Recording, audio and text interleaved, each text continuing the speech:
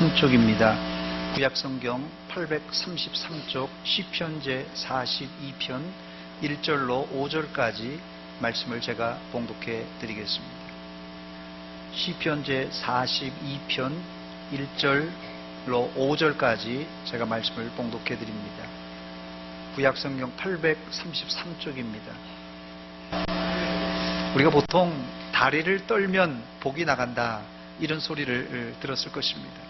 과거에 저도 어릴 적에 다리를 떨다가 어머니한테 혼난 적이 있습니다. 지금도 다리를 떨면 혼나는 집이 있을 겁니다.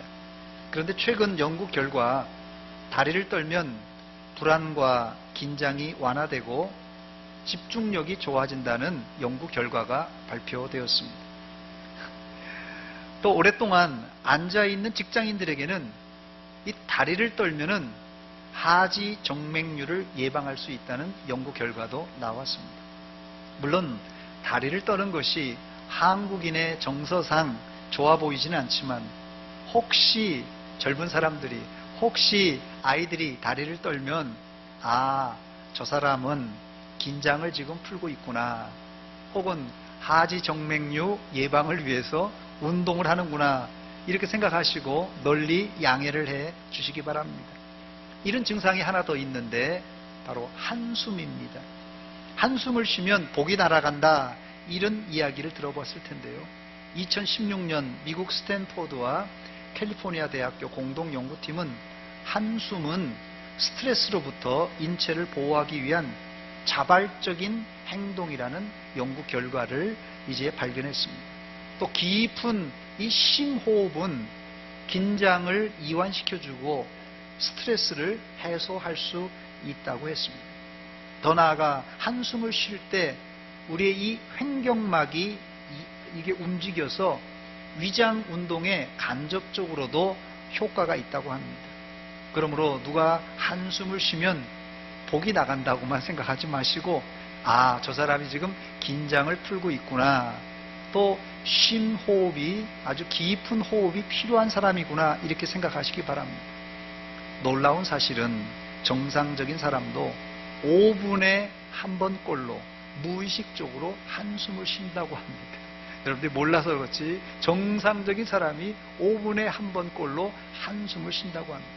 그렇습니다. 사람이 다리를 떨고 한숨을 쉬는 현상은 엄밀한 의미에서 우리 몸이 무의식 중에 산소가 필요하고 혈액순환이 필요하다는 이게 무의식적인 신호를 보내고 있고, 또 우리 마음속에도 있는 이 긴장을 풀어주려고 하는 아주 자연스러운 현상이라는 것입니다. 그러므로 예수 믿는 사람들은 어려움이 찾아왔을 때 제일 첫째는 하나님께 기도하는 것입니다. 하나님께 기도하고, 그리고 둘째는 깊은 호흡과 함께 간단한 운동으로 이 스트레스가 이게 쌓이지 않게 잘 풀어줘야 됩니다. 그런데 오늘 본문을 읽어보면 시인이 다리가 떨리는 정도가 아니라 덜덜덜 떨리는 상황, 한숨을 정도가 아니라 한숨을 푹푹 쉬는 상황을 만났습니다. 이것을 보통 신앙적으로는 영적 위기 혹은 영적 슬럼프라고 말하고, 의학적으로는 우울증에 빠졌다 이렇게 진단합니다. 저는 오늘 여러분들과 함께 시인이 어떻게 영적 슬럼프에 빠졌고 또 거기서 어떻게 빠져나왔는지를 살펴보면서 우리에게도 올 수 있는 영적 슬럼프와 우울증을 예방하고 또 극복하는 시간이 되었으면 좋겠습니다. 첫 번째로 살펴볼 것은 누가 영적 우울증에 걸리느냐입니다. 누가 영적 우울증에 걸리느냐. 어려울 것 같아서 제가 사지선다형 문제를 준비했습니다. 1, 2, 3, 4번 중에 여러분 하나를 찍으시기 바랍니다. 1번 목사님, 2번 장로님, 3번 권사님과 집사님, 4번 믿음 없는 사람. 1, 2, 3, 4번 중에 몇 번입니까? 4번이요? 몇 번이요? 3번? 4번이요? 예, 틀렸습니다. 정답은 1, 2, 3, 4번 모두입니다. 한국교회 이름만 대면 알 수 있는 목사님이 공황장애로 한동안 강단에 서지 못하고 설교도 못했다고 합니다. 아주 큰 교회입니다. 분당에 있는 아주 큰 교회예요. 교회에서 난리가 났어요. 목사님이 설교를 할 수 없는 그런 상황에 놓인 거예요. 그래서 주일날 모이면 사람들이 쑥덕 목사님이 공황장애래, 목사님이 우울증에 빠졌대, 목사님이 우울증 약을 먹고 신경정신과 치료를 받고 있대. 쑥덕 만나는 대로. 다행히 몇 주간 치료를 받고 목사님은 이제 공황장애를 이기고 강단에 서서 설교를 할 수 있었다고 합니다. 첫 번째 이 강단에 서서 설교하는 날, 설교하시면서 자신이 공황장애 환자라고 온 천하에 다 공포를 하고 이 성도들의 양해를 구했다고 합니다. 그 이후 목사님은 설교를 더 잘하시게 되었는데, 지금도 이 기독교 방송을 들으면 심심치 않게 목사님의 설교를 들을 수가 있습니다.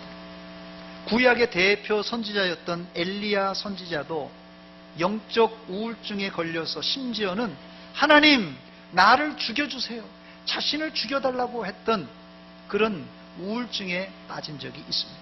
그렇습니다. 우울증은 특별히 우울증 기질이 있는 사람만 걸리는 것이 아니라 오히려 제 경험상 보니까 활동적이고 명랑쾌활한 사람이 우울증에 빠지면 더 헤어나오기가 어렵더라고요. 특히 요즘은 이 고령 인구가 늘어나면서 노인 우울증이 우리 사회에서도 큰 사회 문제로 대두되고 있습니다. 나이 드신 어른들이 젊었을 때는 바쁘게 의욕 있게 살 때는 몰랐지만은 모든 것을 내려놓고 뒤로 물러나 있다 보니까 우울증에 빠지는 경우가 종종 발생합니다. 이 시간 나이 드신 분이나 젊은 분이나 할 것 없이 자신이 요즘에 우울하다 생각하시는 분들은 이 설교를 귀담아 듣고 슬기롭게 극복하시기를 주의 이름으로 축원합니다. 우울증이 하나의 질병이듯이 영적 우울증도 영적 질병입니다.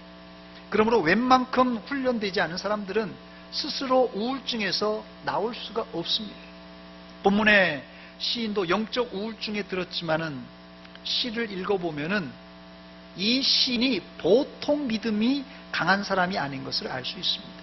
본 시의 저자를 주석가들이 여러 사람으로 해석합니다. 특별히 다윗이라고 이렇게 해석하는 사람도 있지만 표제에 붙어 있는 대로 고라자손의 시라고 보는 것이 무난합니다. 이 고라자손이 누구입니까? 레이지파 자손으로서 찬송을 인도하는, 성전에서 찬송을 인도하는 지휘자와 같은 그런 역할을 하는 사람이 고라자손들입니다. 어떤 이유인지는 몰라도 시인은 이스라엘 북부 갈릴리 지방 위쪽으로 추방을 당하게 됩니다. 그래서 시인은 자신이 활동하던 무대, 이 예루살렘으로 돌아가고 싶지만 돌아갈 수 없어서 예루살렘을 갈망하며 이 시를 짓게 됩니다. 이 시를 여러분 읽어보셨듯이 내용은 슬프지만 매우 아름다운 시입니다. 목마른 사슴 시내 물을 찾아 헤매이듯이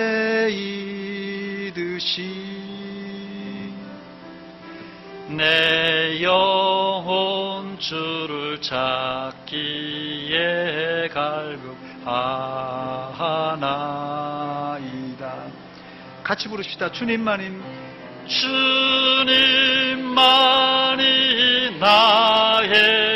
나의 방패, 나의 참 소망, 나의 몸 정성,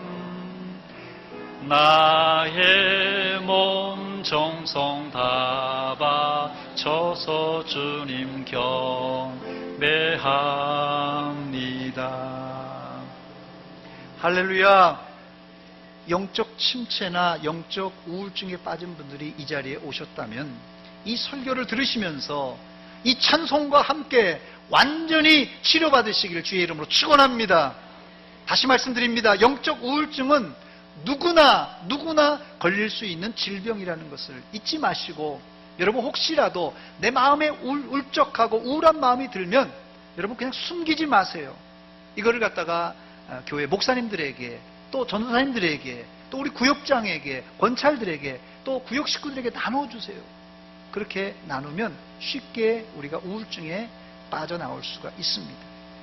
자수하여 광명 찾으시기 바랍니다.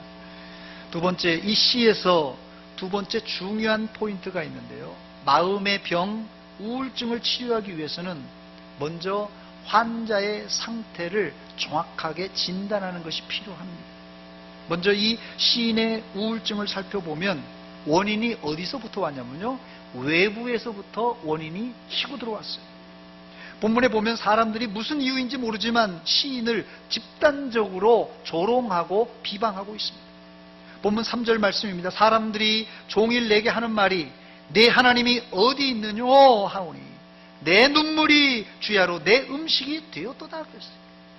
본문 2절에 보면 시인은 무슨 이유인지 모르지만 추방당하여서 하나님께 오랫동안 가까이 나갈 수 없는 상태였습니다. 그로 인해서 예루살렘에 올라가 하나님께 제사를 드리지 못하는 그런 상황이에요. 그러자 사람들이 조롱합니다. 네 하나님이 어디 있느냐? 그런데 10절에 가면 더 심각한 조롱이 쏟아집니다. 조롱 정도가 아니라 사람들이 대놓고 시인을 비방했어요. 10절입니다. 내 뼈를 찌르는 칼같이 내 제적이 나를 비방하여 늘 나에게 하는 말이 뭐라고요? 네 하나님이 어디 있느냐? 대적이 비방하기를 뼈를 찌르는 칼 같다고 했습니다. 얼마나 아프겠어요? 네가 하나님 믿는다는데 네가 믿는 하나님 어디 있느냐? 조롱합니다. 마음을 그냥 쿡쿡쿡 계속 찔리는 거예요. 이때 시인은 한마디도 대답하지 못하고 바보처럼 눈물만 주르륵 흘리는 것입니다. 내 눈물이 주야로 내 음식이 되었다고 그랬어요. 한 번 정도는 이런 말을 들어도 그냥 웃고 넘어갈 수 있지만 이게 계속해서 종일토록 늘 사람들이 나를 괴롭히며 네 하나님이 어디 있느냐 하면서 조롱하고 비방할 때 시인이 견딜 수가 없었어요. 요즘 말로 하자면 이 시인은 이게 언어 폭력을 당한 것이고 집단으로 따돌림을 당한 것입니다. 이 시인이 겪고 있는 영적 우울증의 이 외부 요인이 이런 것입니다. 아마 이런 상황이라면 보통 사람 같으면 아마 미쳐버릴 것이에요. 두 번째는 외부적인 요인들로 인해서 결국 시인은 내적인 수렁에 빠지고 맙니다. 본문 5절 말씀입니다. 내 영혼아 내가 어찌하여 낙심하며 어찌하여 내 속에서 불안해하는가. 여기서 우리는 시인의 상태를 두 단어로 요약할 수 있는데 어찌하여 낙심하며 어찌하여 불안해하는가. 낙심과 불안이 이 시인에게 물밀듯이 다가왔습니다. 낙심이 뭡니까 여러분? 낙심이란 마음이 심하게 눌려서 똑바로 서 있을 수 없는 상태예요. 마음이 그냥 꽉 눌려가지고. 불안이 뭡니까? 불안이란 영혼이 성난 파도처럼 심하게 요동치고 있는 그런 상태예요. 불안한 거예요. 이렇게 보통 우리 안에 낙심과 불안이 찾아오면 제일 먼저가 사람 만나기를 싫어합니다. 대인 기피증에 빠집니다. 이렇게 우리 안에 불안과 염려, 낙심이 생기면 밤에 잠을 못 잡니다. 불면증이 걸려서. 이렇게 낙심과 불안에 걸리면은 이게 생각을요, 한 가지 했는데 그 생각이 또 생각을 낳고 또 생각을 낳고 생각이 꼬리를 물어서 우리가 도저히 일상적인 생활을 할 수 없게 만듭니다. 이게 바로 낙심과 불안의 영적 우울증의 증상입니다.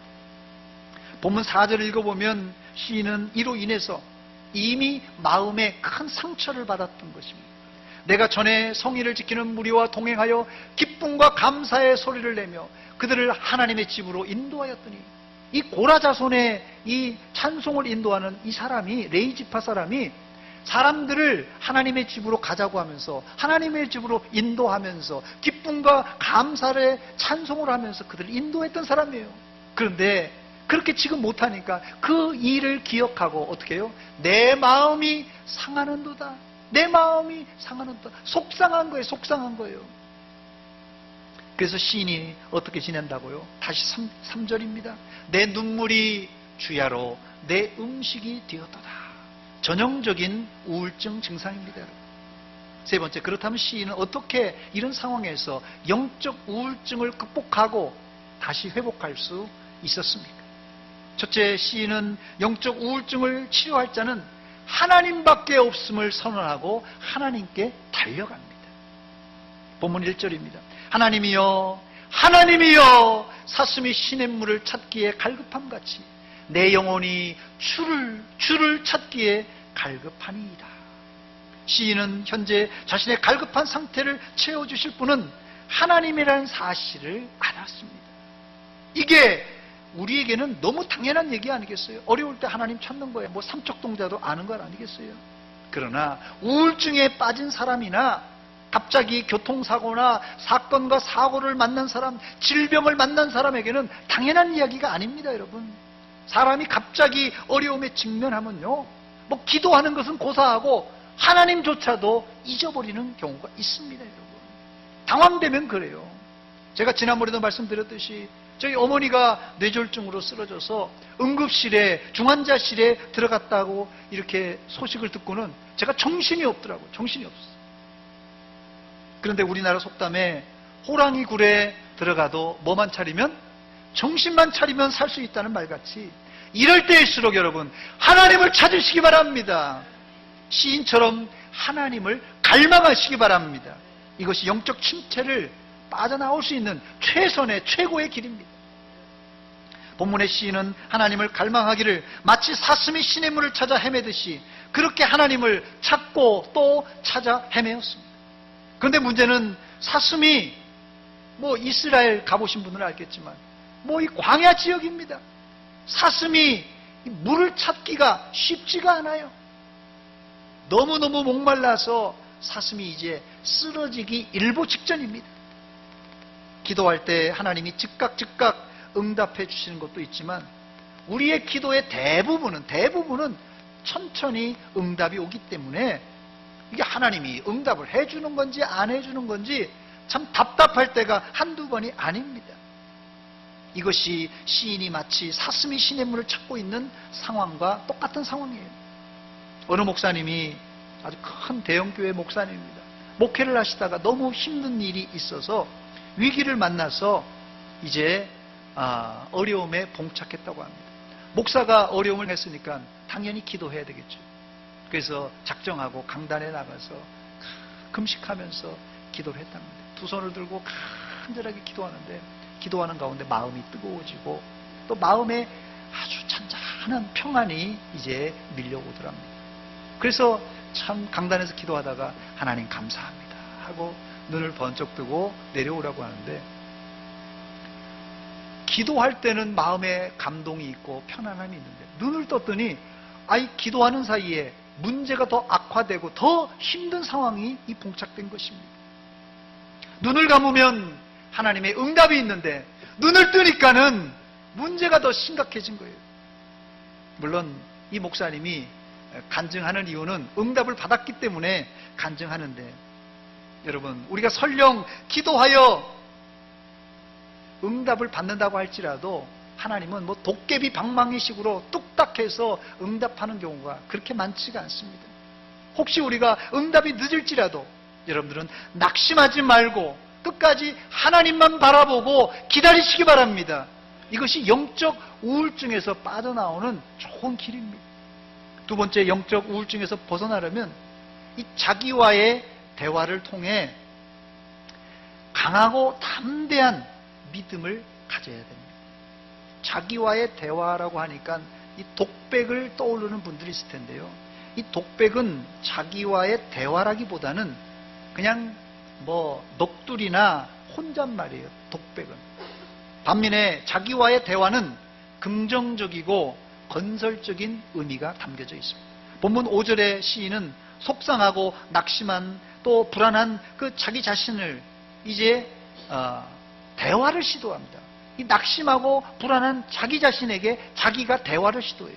제가 한번 읽겠습니다. 내 영혼아, 네가 어찌하여 낙심하며 어찌하여 내 속에서 불안해하는가? 너는 하나님께 소망을 두라. 그가 나타나 도우심으로 말미암아 내가 여전히 찬송하리로다 하면서 자기가 자기에게 대화를 시도합니다.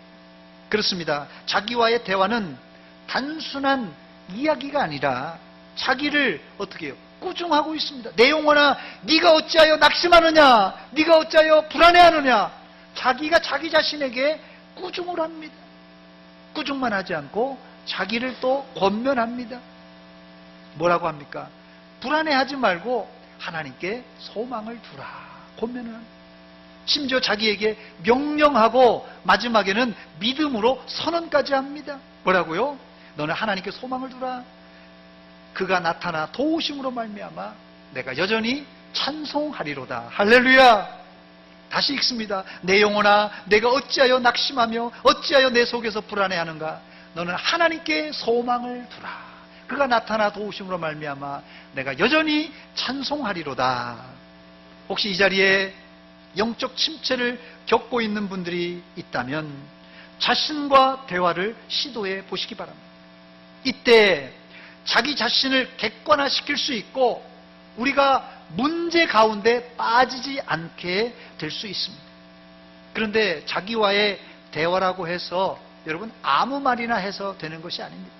먼저는 자기 자신이 상처난 실존인 것을 인식하고 인정해 주시기 바랍니다. 어떤 사람 보면요, 특별히 완벽주의자들이 그렇습니다. 자기를 자기가 복가치는 사람이 있어요. 자기를 자기가 복가치는 사람들은 자기도 힘들 뿐 아니라 같이 사는 사람도 힘들어요. 완벽주의자와 사는 사람들은 힘듭니다. 가족들이 힘들어요. 자기를 복가치지 마세요. 우울증에 들었을 때는 자기를 복가치지 말고 나는 상처난 실존인 것을 그대로 인정하시고 아주 부드럽게 자신을 대하시기 바랍니다. 자신을 아주 부드럽게 대하시고 자기 자신을 잘 타일러 주세요. 잘 타일러 주세요. 뭐라고요? 자기를 잘 타일러 주시고 그리고는 마지막에는 명령하시고 선언하시기 바랍니다. 그러면 영적 침체의 늪에서 서서히 빠져나오게 될 줄 믿습니다. 생각보다도 많은 사람들이 이 환경 때문에, 여건 때문에 당면한 문제를 아주 비관적으로 보는 경향들이 있어요. 비관적으로 보는 사람들이 많이 있어요. 여러분, 부정적인 사람의 입에 달고 다니는 말이 뭡니까?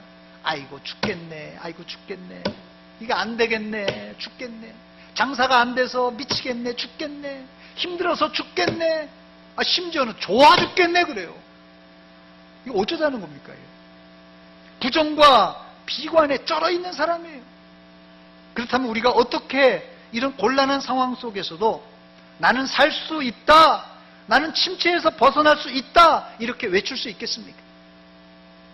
우리가 살 수 있다, 침체에서 벗어날 수 있다 이렇게 외칠 수 있는 이유가 있는데 이런 시련이, 이런 위기가 우리를 절대로 영원히 우리를 꺾을 수 없기 때문에 그렇습니다.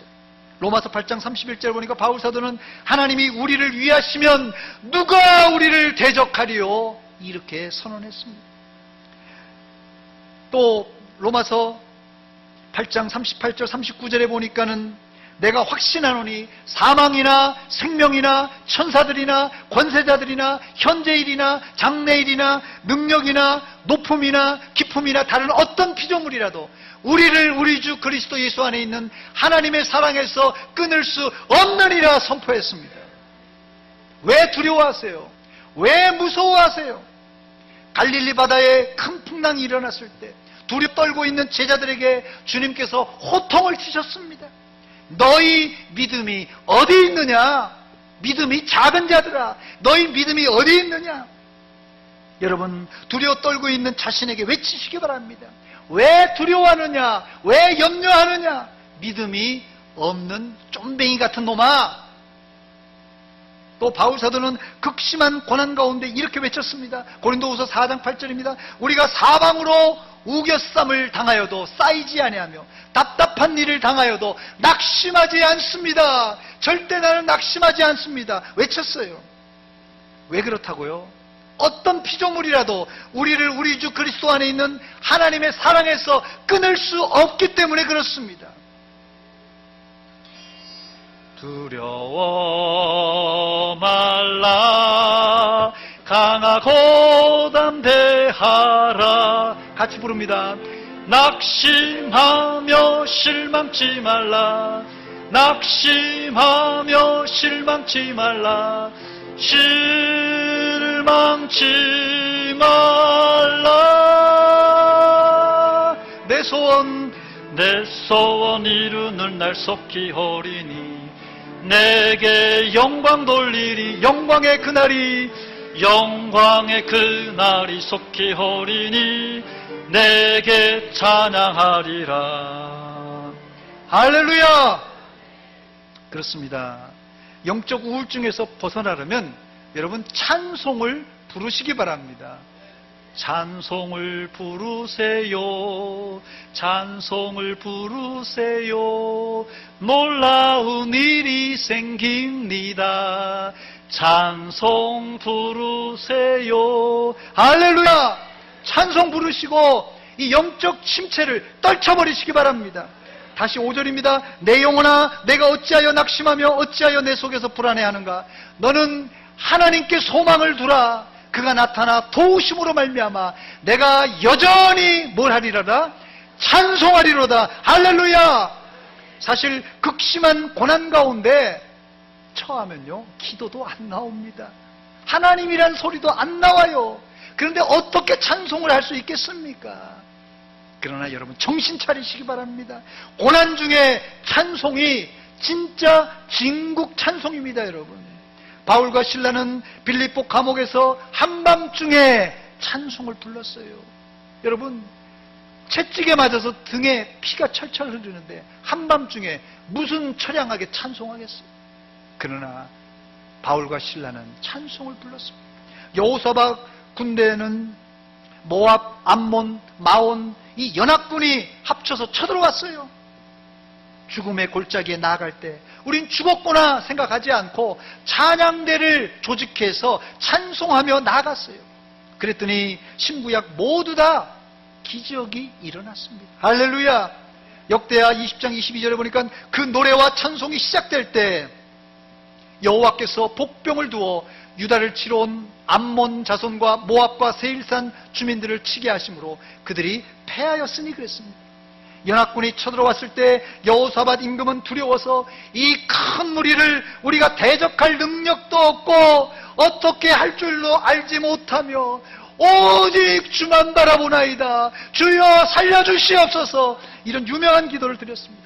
이때 하나님이 복병을 준비하셔서 모압과 암몬과 마온 연합군을 몰살시켜 주셨습니다. 또 바울과 신라가 빌립보 옥중에서 한밤중에 바울과 신라가 기도하고 하나님을 찬송하며 예수들이 듣더라 하겠어요. 이때 갑자기 큰 지진이 나서 옥토가 움직이고 문이 곧 열리며 모든 사람의 매인 것이 벗어졌다라고 말씀. 감옥에서 갇혀있던 바울사도 얼마나 큰 스트레스였겠어요. 여러분, 등에 채찍을, 로마 채찍은요 거기 끝에 쇠부터기나 아니면 이 뼈 조각이 있어가지고요 이게 등에 살이 떨어져 나옵니다. 얼마나 아프겠어요. 그것도 한밤중에 얼마나 큰 스트레스였겠습니까? 잠이 오겠습니까? 그러나 그들은 기도하고 찬송했을 때 옥문이 열리는 기적을 체험했던 것입니다. 여러분, 요즘에 마음에 무거운 일이 있습니까? 요즘 이제 점점 겨울이 되면서 우울한 그런 마음이 있습니까? 여러분 마음에 혹시라도 힘든 일 있으세요? 여러분 얼굴에 다 써 있습니다. 여러분 못 속여요. 여러분 얼굴에 다 써 있습니다. 여러분 마음에 무거운 것이 얼굴에 다 쓰였습니다. 이걸 어떻게 우리가 툴툴 벗어버릴 수 있겠습니까? 찬송을 부르시기 바랍니다. 놀라운 일이 일어납니다. 2018년도 올 우리 교회 표가 뭡니까? 구원의 감격을 회복하는 찬송의 사람이 되자는 것입니다. 여러분들이 생각할 때 여러분들은 지난 1년 동안 우리가 예배 끝나면서 항상 서문 사명선언문을 낭독하면서 제일 마지막에 찬송의 사람이 되겠습니다 이렇게 다짐하고 나가는데 과연 12월 첫 번째 주일입니다. 여러분들이 이제 찬송의 사람이 된 것 같습니까? 여러분들이 한번 스스로 돌아보시기 바랍니다. 여러분들이 생각할 때 어느 정도 돼야 찬송의 사람이라고 말할 수 있겠습니까? 어려울 것 같아서 사지선다형 문제를 준비했습니다. 4가지 중에 하나를 고르시기 바랍니다. 어느 정도 해야지 찬송의 사람이라고 말할 수 있는가? 1번, 찬송을 교회에 와서만 억지로 부르는 사람, 이런 사람을 찬송의 사람이라고 말할 수 있는가? 2번, 찬송을 집에서 가끔씩 부르는 사람, 이런 사람을 찬송의 사람이라고 부를 수 있는가? 3번, 찬송을 그냥 의무적으로 부르는 사람. 4번, 찬송을 늘 부르고 부를 때마다 기쁨과 성령의 충만을 체험하는 사람. 1, 2, 3, 4번 중에 어떤 사람이 찬송의 사람이라고 우리가 부를 수 있겠습니까? 몇 번이에요? 4번. 정답을 이렇게 잘하세요. 어려운 건데. 4번입니다. 딩동댕 4번이에요. 자, 그렇다면 제가 한 가지 더 질문하겠습니다. 여러분들은 1, 2, 3, 4번 다시 한번 목록을 보여주시기 바랍니다. 1, 2, 3, 4번 중에 여러분들은 몇 번에 해당됩니까? 1, 2, 3, 4번 몇 번이요? 4번. 예. 아, 할렐루야. 또 몇 번이요? 예. 1, 2, 3에 해당하는 사람은 말하기가 곤란하죠. 예. 4번은 자신 있게 4번이라고 하는데 1, 2, 3에 해당하는 분들은 이게 마음에 찔림이 있고 안절부절합니다. 정답은 4번입니다. 여러분들은 몇 번입니까? 이 자리에 가끔씩 찬송을 부르는 분들은 이제는 자주 수시로 찬송하시기 바랍니다. 의무적으로 부르는 사람은, 억지로 부르는 사람은 자원하는 심령을 가지고 즐겨 부르시기 바랍니다. 그래야지 우리가 찬송의 사람이 되는 거예요. 가만히 우두커니 있으면 우울한 마음만 생기고 부정적인 마음만 생기고 괜히 쓸데없는 사람 욕만 해요. 안 그래요? 저만 그런가요? 여러분 마음을 그냥 내버려 두지 마세요. 절대. 여러분 마음을 절대로 그냥 내버려 두지 마세요. 자꾸 가라앉습니다. 여러분, 찬송하시기 바랍니다. 사랑하는 여러분, 우울증은 누구나 찾아오는 질병입니다. 여러분, 영적 우울증, 영적 침체도 목사도 장로도 권사도 집사도 기도 잘하는 사람도 찾아올 수 있는 영적 질병입니다. 오히려 초신자보다 중직자들이 더 영적 침체에 빠질 가능성이 더 많습니다. 여러분, 이 우울증은 말씀드린 대로 내부와 외부에서 동시다발적으로 공격해 들어와서 우리의 몸과 마음과 영혼을 파괴시키고 아주 상하게 만들어버립니다. 이 영적 우울증을 어떻게 우리가 회복할 수 있다고요? 하나님이 우리를 치료하시는 치료자이심을 믿으시기 바랍니다. 하나님이 여러분 치료하십니다. 걱정하지 마세요. 하나님이 불치의 병도 고쳐주시는데 이런 우울증이야 하나님께서 간단하게 고치십니다. 하나님을 갈망하시기 바랍니다. 하나님을 찾고 하나님을 갈망하는 게 다른 게 아니에요. 기도하는 거예요. 여러분, 부르짖어 기도하시기 바랍니다. 목마른 사슴처럼 하나님을 갈망하시기 바랍니다. 그때 여러분 회복의 역사가 일어납니다. 그리고 여러분 스스로 자기와의 대화를 시도해 보시기 바랍니다. 그냥 대화가 아닙니다. 여러분, 자기를 객관적으로 볼 수 있는 그런 대화예요. 그래서 자기를 객관적으로 바라볼 수 있는 눈이 열릴 때 이 우울증에서, 영적 침체에서 우리가 빠져나올 수 있습니다. 이것을 보통 우리가 예수 안 믿는 사람들은 양심의 소리를 들으라 이런 얘기를 들어보셨죠. 마찬가지로 우리 마음의 소리가 있습니다. 이게 내 음성이에요. 사실은 내 음성이 아니라 성령께서 세미한 음성으로 우리에게 가르쳐준 지혜예요. 야, 힘들지 어렵지 찬송해라. 힘들지 어렵지 기도해라. 힘들지 어렵지 하나님께 나와라. 이게 내 음성이 아니라 사실은 세미한 음성으로 들려주시는 성령님의 음성입니다. 여러분, 이럴 때 우울증이 우리가 언제 우울증에 걸렸는지 모르게 아주 감쪽같이 사라질 줄 믿습니다. 여러분, 무엇보다도 우리가 찬송으로 치고 나가야 돼요. 우울증을 치고 나가고 마귀를 치고 나갈 줄 알아야 됩니다. 여러분의 막혀있는 문제, 상한 마음에 기적과 같은 치유와 응답이 오늘 말씀을 붙들고 기도하고 찬양할 때 여러분 마음속에서 눈 녹듯이 일어날 줄 믿습니다. 같이 기도하겠습니다. 이 시간 기도할 때 하나님, 2018년도 찬송의 사람이 되자고 우리가 표를 정했는데 히터 좀 꺼주세요. 우리가 이제까지 찬송하지 못했습니다. 하나님, 원망하고 불평하고 염려, 걱정, 근심에 쌓여 있었습니다. 주님, 이 시간 하나님을 갈망합니다. 하나님을 찾습니다. 이 시간 도와주시옵소서. 한 목소리를 같이 기도하겠습니다. 하나님 아버지, 하나님, 이 시간도 말씀을 통하여서 은혜 주신 하나님 아버지, 주여, 주여, 우리 속에 있는 하나님, 내면의 갈등과 외부의 하나님 아버지의 어려운 것들 주님께 맡겨 올려드립니다. 주여, 이 시간 우리를 치료하여 주시옵소서. 우리를 회복시켜 주시옵소서. 우리를 만져주시옵소서. 일어나 뛰게 하여 주시고 하나님을 위하여 목소리 높여 찬양하게 하여 주시옵소서. 아버지 하나님, 우리의 믿음 없는 것을 도와주시옵소서. 주님을 갈망합니다. 주님을 사모합니다. 주여, 우리에게 임하여 주시고 세미한 음성으로 엘리야에게 말씀했듯이 우리에게 말씀해 주시고 우리를 치료하시고 회복시켜 주시옵소서. 오 주님, 주님 사랑합니다. 주님 사랑합니다. 하나님, 은혜를 주시옵소서. 하나님 아버지, 이 아침에 저희들 말씀 들려주신 것 감사합니다. 말씀 가운데 하나님 깨달음 주시고 또 치료하시고 회복시켜 주신 것 감사합니다. 이 말씀 붙들고 찬송하고 기도할 때 우리 마음속에 있는, 우리 몸속에 있는 부정적인 또 하나님 우울한 모든 것이 다 떠나가게 하여 주시옵소서. 그리고 주께서 주시는 평안과 은혜와 성령으로 충만하게 역사하여 주시사 우리가 당당하게 믿음으로 사는 그리스도인들 다 되게 하여 주시옵소서. 예수님의 이름으로 기도하옵나이다. 아멘.